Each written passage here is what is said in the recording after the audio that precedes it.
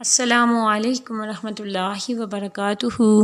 اعوذ باللہ من الشیطان الرجیم، بسم اللہ الرحمن الرحیم۔ رب اشرح لی صدری ویسر لی امری واحلل عقدۃ من لسانی یفقہوا قولی۔ رب یسر ولا تعسر وتمم بالخیر وبک نستعین، اللہم فقہنا فی الدین، آمین۔ آج کا ہمارا ٹاپک ہے نون ساکن و تنوین کے تفصیلی احکام۔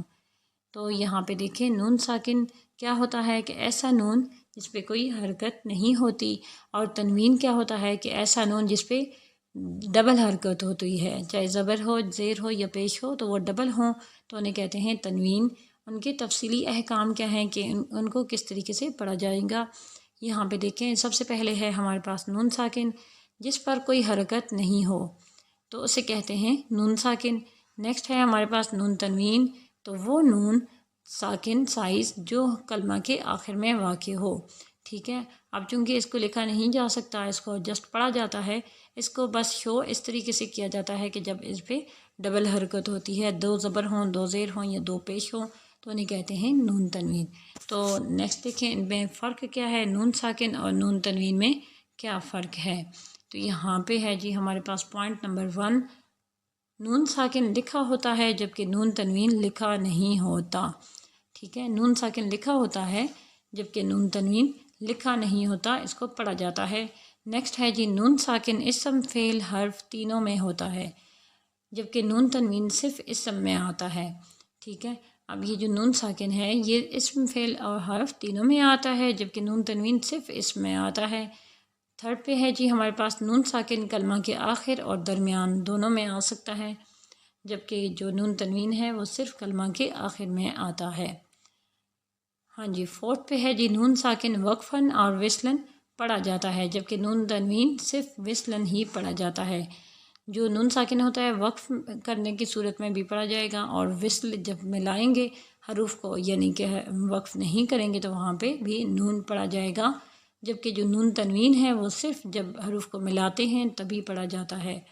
اچھا اس کو یہاں پہ دیکھیں ہمارے پاس اس کو انہوں نے ایک ٹیبل کی صورت میں بتا دیا کہ اس کے کیا کیا احکام ہیں۔ ہاں جی تو یہاں پہ دیکھیں ہمارے پاس نون ساکن و تنوین کے احکام، سب سے پہلے کیا ہے جی اظہار، سیکنڈ پہ ہے ادغام، پھر ہے اقلاب، اور پھر ہے جی اخفا۔ تو یہ 4 احکام ہیں نون ساکن اور تنوین کے۔ تو اظہار کب ہوگا؟ جب نون ساکن اور تنوین کے بعد حروف حلقی آئیں۔ تو حروف حلقی کون سے ہوتے ہیں؟ وہ حروف جو کہ حلق سے نکلتے ہیں انہیں کہتے ہیں حروف حلقی۔ وہ کون کون سے ہیں؟ حمزہ، ہا، عین اور ہا اور غین اور خا۔ اسی طریقے سے جو ادغام ہے وہ کب ہوگا؟ وہ کب ہوگا جب نون ساکن اور تنوین کے بعد حروف یرملون آ جاتے ہیں، تو اسے کہتے ہیں پھر بھئی ادغام ہوگا۔ حروف یرملون کون سے ہیں؟ یا، را، یا، یہ دیکھیں ان کے حروف سے بھی پتہ چل جاتا ہے، یا، را، کیونکہ یہ اس کا مجموعہ ہے، میم، لام، واو اور نون۔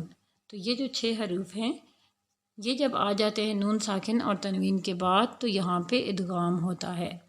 نیکسٹ ہے جی اقلاب۔ تو اقلاب کب ہوگا؟ جب نون ساکن اور تنوین کے بعد یہ جو حرف ہے با یہ آ جاتا ہے تو وہاں پہ اقلاب ہوگا۔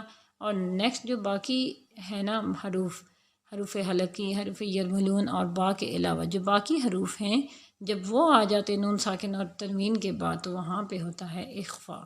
تو یہ چاروں کے بارے میں آپ کو پتہ چل گیا۔ اب اس کی تفصیل دیکھیں کہ یہاں پہ کیا ہے جی 2 کلمے جب ہوتے ہیں ادغام میں اور جب ایک کلمہ انوالو ہوتا ہے تو کیا کیا ہوگا کہ جب 2 کلمے انوالو ہوتے ہیں نا ادغام میں تو کیا ہوتا ہے کہ ادغام مع غنہ بھی ہو سکتا ہے اور ادغام بلا غنہ بھی ہو سکتا ہے۔